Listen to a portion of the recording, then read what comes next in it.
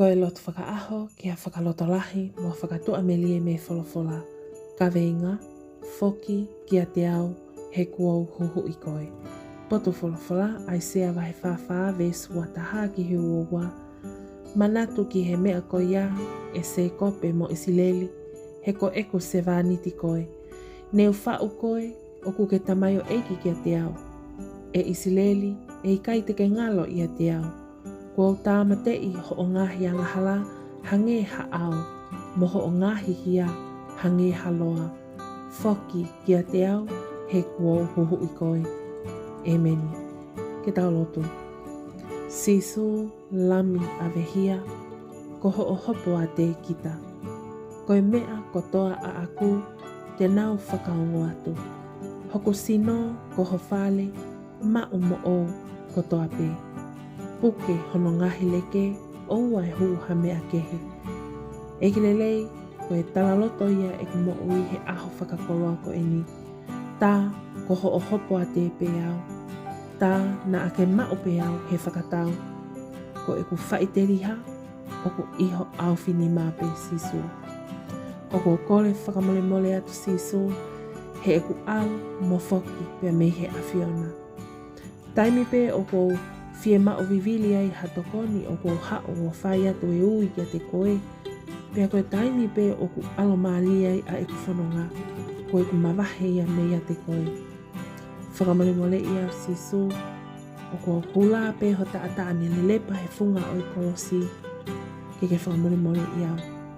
Koe pole ia e ku mo ui he aho ko eni. Ke whoki atu kia te koe. He oku ke osi huhu iau he funga o i kolosi. Kai ngata ai, kai ngaohi e kumo ui. Ke uhoko mau pe ko ho o se vāniti o i kai ke toi ngalo ia te au. Io, ua os whakamole mole e kuangahala. Toi pe ni au ke utui ki ai, nofo mau ai, mo ui ai, peo amanaki ai pe.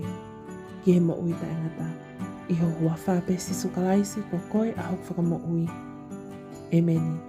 Whakamaloa ke te koe o ko ke kau mai ke taloto huwhia he hōwani. Mālie e tau wholofola ki he ahoni, ko hono toi whakamanatu mai e he palofita, ko ki tau tolu, na e ui ki tau tolu e he eki, na e ui koe ke tamai, na e ui koe ke whae, na e ui koe ke whoha, pe na e ui whoki koe ke owhewhine. Pea mai hāfua a ngahi ui ai eki ki a te ki tau tolu. Koe mea mahu inga, koe kau se vāniti pe ki tau tolu ai otua. Oua e ngalo ia te ki tau tolu. Ko si hova na ane ngauhi ki taua, pea oku ne osi huhui e tau hia he funga ai kolosi. Io, tau foki ki he otua. O ka pau oku tau he mamani ko eni. Foki ki a si hova he tainimi pe he oku ne osi huhui ki tau tolu. Io, kau ngā tau pe mo koe sisu. Tau tala loto whakataha pe mo punake he aho ko eni. Hoku sino ko ho whale, ma umo o ko toa pe. Puke, hono ngahi leke, o wai huha me a kehe. Tau foki pe, o nofo mau ia si hova. He ko ia o tau maluai, mei he la a moyangi ai a wha. Foki pe ki a sisu, he oku ne osi huhu i ki tau tolu. Amen. Thank you to you all who have joined and subscribed to this channel. If you're new here, welcome. Don't forget to subscribe. That way you're kept up to date on daily prayers of hope and encouragement from the Bible. Also check out the description box below for all links to our social media platforms as we provide daily devotions and ministry for the youth and young couples. Thank you and God bless.